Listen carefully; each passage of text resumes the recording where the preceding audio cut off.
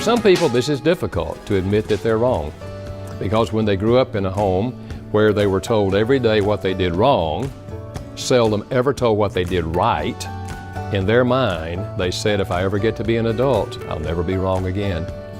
And they have difficulty saying the words, I was wrong. But for some people, this is their apology language. And if you don't admit that you were wrong, then in their mind, you have not apologized. For more than a decade, Dr. Jennifer Thomas's books, speaking engagements, and resources have helped others get out of the doghouse and restore valuable relationships, bring heated arguments to a screeching halt, break through barriers and build respect, grow their businesses by apologizing the smart way, offer apologies that are fully accepted, and trade in tired excuses for honesty, trust, and joy.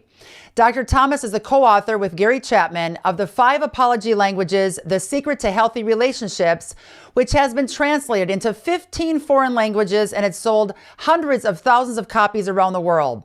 Today's society requires that you know the essentials of successful apologies. Simply saying you're sorry is usually not enough. Dr. Jen helps people turn bad situations into good outcomes based on the 5 love languages and the 5 apology languages. This is the Counterculture Mom Show. I'm your host, Tina Griffin. Forgiveness is the topic of the hour, and to help us repair relationships, I'm with clinical psychologist Dr. Jennifer Thomas. Jennifer, how you doing this morning? Doing well. Thanks, Tina. And thank you for shining a light on the important topic of forgiveness. We know that inevitably we're going to offend people as we go through life. And the challenge is to be able to offer apologies that are really going to land. I love that. And my angle that I'm excited to hear about is when a person says sorry for about 300 times regarding the same topic, we got to dissect that beast. Are they really apologetic? What does the person do that's receiving that same message over and over again? That's what I hear around the globe. That's the current problem of the hour. So I'm very excited that you're here. I also know the unforgiveness part in our bodies has major health tolls. So there's a lot of benefits to know how to do this right. You're a motivational speaker. You specialize in the 5 love languages and communication, and you're a business consultant and psychologist. I got to dig into your brain. Very excited to have you on the program today. Girl, we live in an angry and divided world where people are often quick to demean one another. We see that happening time and time again. Families have split over politics. Forgiveness seems like a foreign concept. How does our culture begin to find its way back from this mess? Yeah, we're going through culture wars and we're calling each other names. We're othering other people. And what we need to do is to move from having the political divides that we have to talking through concepts and sifting theories, but not sifting out whole groups of people. So we want to help people be able to show love and respect, even if they don't agree with us on political or other issues. So you're trying to keep the peace, especially during holiday time. It'd probably be a great place for us to put this into practice, regardless of our everyday relationships. I'm really curious, how in the world did you get involved with this type of relationship career? Did you have a weird, wild home life, or did you have a really solid one where you're like, I want this to be in every house in America? Well, I had a pretty calm home life, and then I went into psychology because I believe that it's the quality of our relationships in a lot of ways that determines the joy and satisfaction that we have in our lives and in serving others. And so I went into psychology sort of on a practical level in order to train myself how to have healthy relationships, and I wanted to be able to help other people with that as well. So I'm throwing some curveballs in the mix right out of the gate here, but did you ever have really close relationships where you had people that didn't know how to apologize, didn't apologize, or apologized over and over again for the same things? And if so, what did you do to keep your hair? Well, people often ask, where did you get the idea for this book? And it did come from my own marriage. But the funny thing is that it wasn't my concerns about my husband's apology. It was the opposite. He said that he didn't think I was apologizing very well.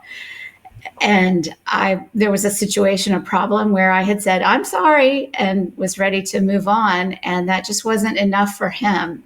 And so I got curious about what he needed to hear. And what we realized as we talked was that he wanted me to express that I was wrong. And to me, that was kind of a synonym. When I said I was sorry, I meant I was wrong. But to him, the two are very different. And so I made a note of it, and I got curious about what other things people might be waiting to hear when you're apologizing. And I pretty quickly realized that it's similar to the love languages in that we might be offering what we think is hitting the mark, but we're missing it with each other. And so I ended up reaching out to Gary Chapman, who also lives here in North Carolina. And so we both have funny Southern accents. And now we write and speak on the topic of the 5 apology languages, which is a concept or a term that we coined. You just dropped a really big bomb. You probably don't realize it, but the thing that you just said is so golden, and you didn't get defensive for the most part. I mean, I'm not, flying your wall, but for right now, what you just expressed, you didn't get defensive and deny your husband's feelings. You dug in deeper, listened, researched, and now God gave you a phenomenal ministry reaching millions. That just gave me chills. That is phenomenal. What are your thoughts on that? Well, when we marry people or, other relationships we have, they don't come with an instruction book. And so I've been trying to figure him out as we go. And I literally jotted it down. I thought, wow, we've been married 15 years. I didn't know this about you. And I will say my ego was a little hurt that he didn't think my apologies were very good. But what I figured out here more recently is that wasn't exactly his deeper concern. What I've noticed is a lot of times when we say, I'm sorry, we could just as easily say, thank you. If you think about it, I like gratitude for someone's helpful, caring, patient attitude. And so that's what I tend to offer is, thank you for being patient with me when I was running late is what I tend to say. But my husband says, he puts himself down and says, I'm sorry I was running late. I can't believe I did that again. It's more, not all the way to demeaning, but putting himself down. And then the listener ends up reassuring him. That's how he makes things right with people. And I just, we were all raised by different parents and different teachers. And in my family, there wasn't this kind of groveling that goes on. And so that was the difference at the core of the problem in our marriage. And so I've talked to him about that. He's going to feel like I don't apologize enough if that's what he's looking for me to do, when I tend to say, thank you, and I'm really grateful for your attitude. Wow. I mean, such simple, profound statements you're making, but if you think about it, it goes really deep. That's just, there's like 15 more questions I got for you. All right, let's just start with question number 2 here. We talked a little bit about your phenomenal book. It's called The 5 Apology Languages. Can you give an example of each of these 5 apology languages? Yeah, so Gary Chapman and I surveyed people and asked, when someone apologizes to you, what do you really want to hear? Or when you hear a bad apology, what's missing? And we looked to see their answers, and they fell into 5 categories. And we know he likes that number 5, but I promise we weren't looking for 5. And so I'll go through what those 5 are, and also a little framework that can help people to remember them. I like to think of them in the past, present, and future. So starting with the past, we have saying, I'm sorry first, which is expressing regret. And with this, you want to be very specific. And as you mentioned at the top of the program, you don't want to just say the same thing over and over. I'm sorry, I'm sorry, I'm sorry isn't going to work, because eventually we say, I don't want you to be sorry. I want you to be here on time, or I want you to get this thing fixed. So saying I'm sorry, but letting them know, don't say, well, I'm sorry for what happened. That's way too general. So an example would be saying, I'm sorry that I let you down. Talk about their emotions. I understand that you're disappointed and frustrated, and then specifically what you're sorry about that you did. Okay, so I have to jump in there for 2 seconds. I think that is so key, because if you just say, I'm sorry I let you down, or I'm sorry you feel that way, that right there, don't get me started with that phrase, I'm sorry you feel that way, because it's just deflecting, as if the person that is needing the apology and rightfully should get that apology isn't receiving it, and it's their fault that they're wanting it. Because then it shifts the blame from the person that did wrong to the other person that they're needy, that they're asking for it or need it. It drives me crazy. I'm sorry you feel that way. Anybody that ever says that, let me tell you something, don't say it near me. It's not going to end well for either person. Exactly. You said some key things there on basically what the person needs to do is own the fact that what they did was wrong. That's what I'm hearing from that. Am I correct? For this part, we're getting at the heart. So we're focusing on the emotions that we cause, the disappointment, the frustration. I'm caring for the feelings of the other person. And then it's closely tied to our next one. So that's a great lead in. Our second apology language is saying, I was wrong.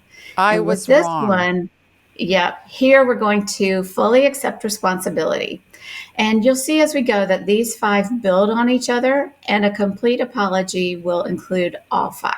Okay, I am dying to hear the next 3, but we're going to go to a short commercial break. We'll have everybody hanging here because they got to absorb the first 2 you just said.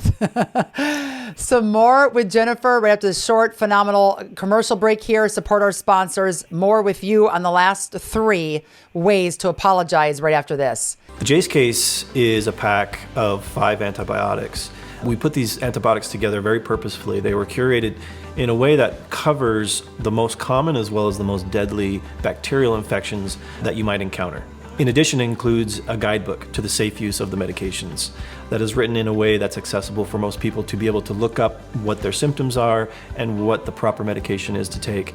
The idea behind the Jace case is to allow everyone to be better prepared medically, to be empowered to care for themselves. Since the pandemic began, our healthcare industry has had to transform. From receiving medication to physician visits, everything changed. Jace Medical is dedicated to providing proper access to medications before you need them. This protects against issues during travel or disruptions with supply chains, natural disasters, and other emergency situations that have proven to overwhelm our healthcare system. Secure your own supply of medication with ease and peace of mind. Use code TINA for a discount at jacemedical.com. We have 4 principles.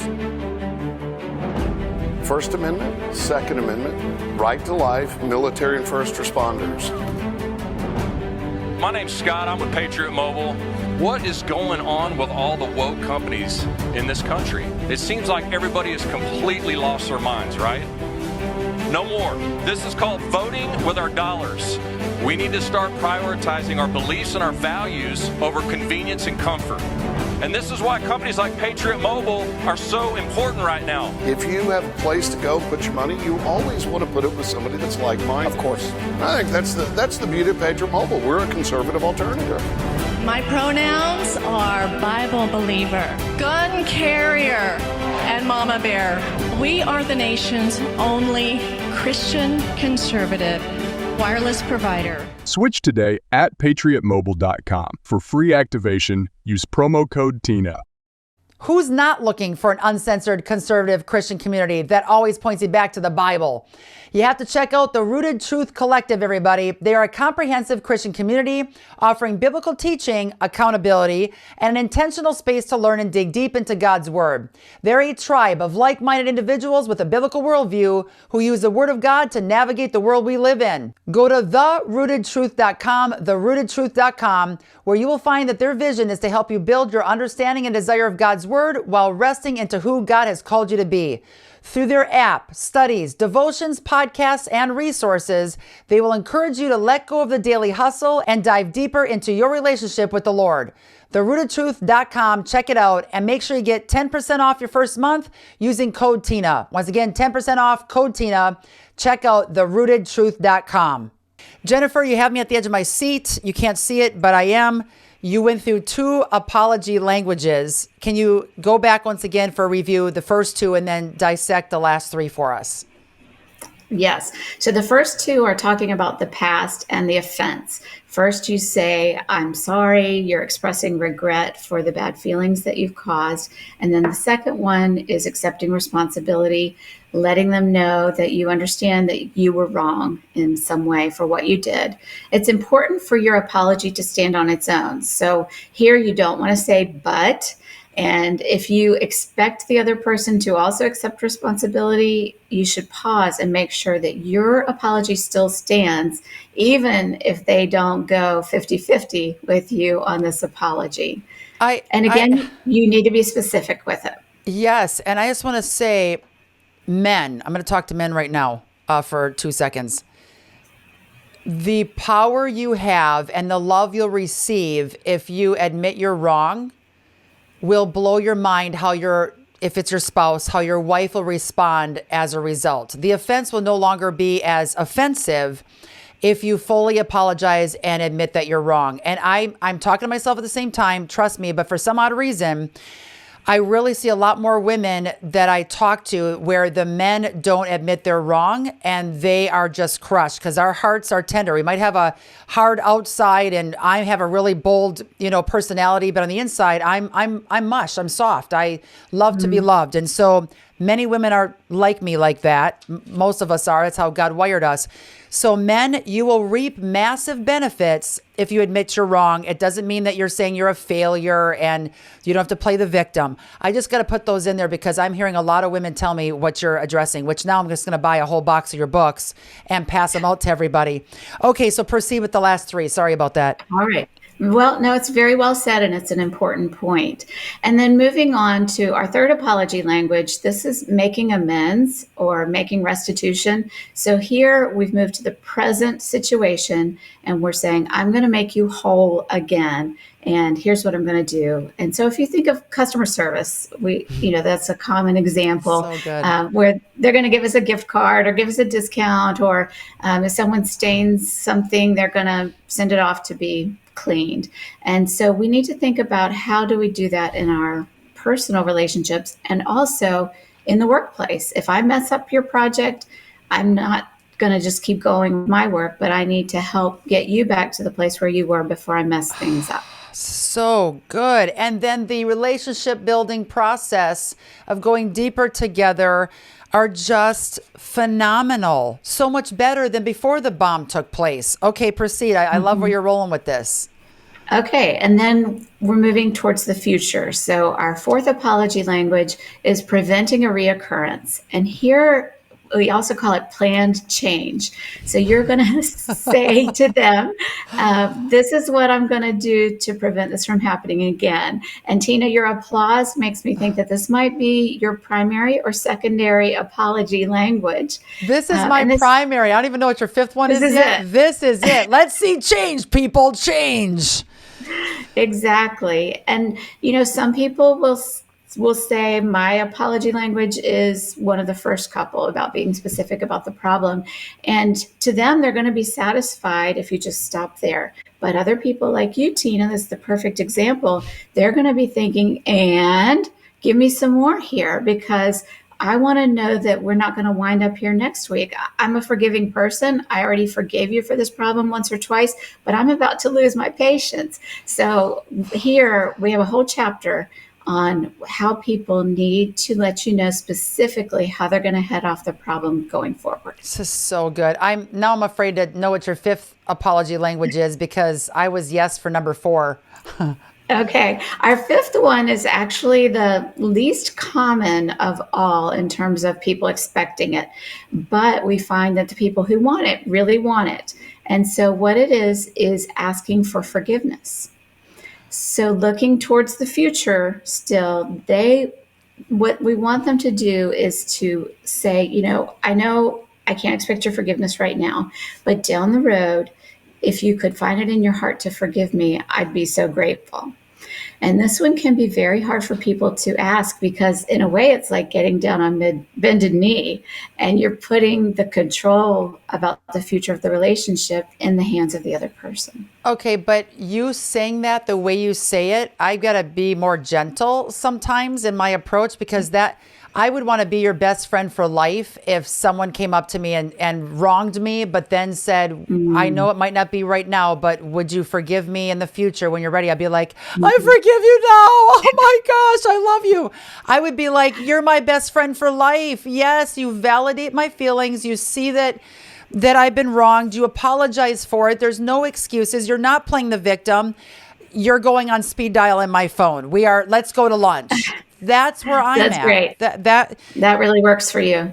Yes, I love people that are like that when they're humble, because then I love my friends and family. That's all. I love people that are like what you just expressed. They are phenomenal. That's what Jesus would do. But Jesus didn't have to ask for forgiveness. But I mean, he would be that loving in what you just said. Here, this was so good, taking our time going through these 5 apology languages. I know people are going to be like, I'm sending this to my brother, my nephew, my daughter, my husband. A lot of times someone may say, I'm sorry, but the person receiving the apology doubts its sincerity. How can a person be confident an apology is actually sincere? Hook them up to a lie detector test?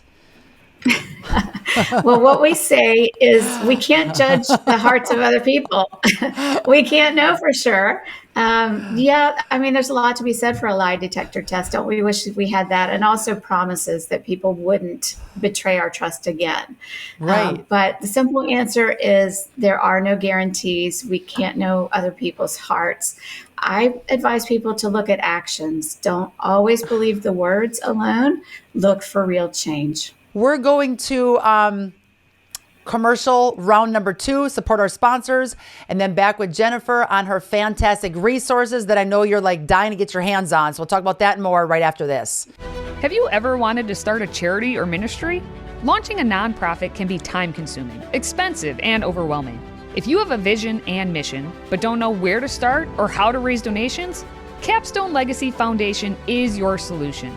Their ministry charity project allows you to receive tax-free donations without the expense and hassle of forming your own 501c3, and in less than 48 hours. This ministry partnership fund is exactly how Counterculture Ministries got its start, and we grew quickly. Capstone Legacy Foundation handles all your legal and accounting paperwork, allowing you time to develop the ministry and message God gave you. Call Capstone today at 610-688-8890 or check out capstonelegacy.org for more information. And tell them Tina sent you. Partner with Capstone Legacy Foundation to transform our culture for Christ and get your nonprofit started today. I am passionate about my health and taking care of myself and my family. One company that I'm very excited to partner with is Ascent Nutrition. They provide holistic nutritional supplements for us and our pets. And they have the most incredible organic, mold and mycotoxin-free coffee on the planet. Their pine needle extract includes wild harvested pine needles, which improves immunity and brain function. I'm also using their humic and fulvic acid, which binds to heavy metals, supporting detoxification and increases my energy level. Their pine pollen tincture is a great support for libido and hormone health. And they have the cleanest source of omega-3s in their algae oil DHA, which is essential, especially for us moms and our kids. Head to goascentnutrition.com/Tina and use code Tina at checkout to save 10% off on your entire order. That code can be shared with others, so spread the word. 10% off using code Tina at goascentnutrition.com/Tina. Let's get our body back on track together. Jennifer, before we dig in deep to your book, which I know everybody's going to be wanting to buy it by the caseload at this point, can you tell us why it's so hard for some people to admit when they're wrong? Well, some of us grew up in families where we were told not just you did something wrong, but you are bad, or you should be ashamed of yourself. There was, it can go as extreme as emotional abuse. And so if people were berated or belittled, then it can be very hard for them to do anything but kind of puff themselves up in response to criticism. But we do believe that old dogs can learn new tricks, and we have practical examples to help people learn to start off with simple apologies and build up to using all 5 of our apology languages. You rock. We got to clone you and get you in every house in America. Absolutely fantastic. You have your book. Once again, you'll want to grab a copy or several copies, like I said, of Jennifer's book, The 5 Apology Languages, The Secret to Healthy Relationships, people. Let's get our America back on track and our families back on track. Jennifer, your website, we got to check out your blog and your relationship-saving resources. Your website is drjenniferthomas.com, drjenniferthomas.com. What can we find there on your fantastic website?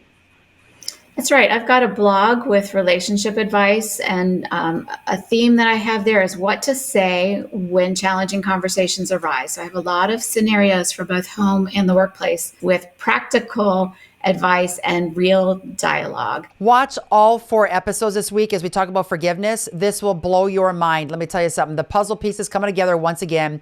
Go to counterculturemom.com, watch these episodes, share them with the masses, tag us in it. You rock, keep at it. You are saving relationships at work, at home, with children, spouses, everywhere, all over. You're a lifesaver, Jennifer. Keep up the excellent work.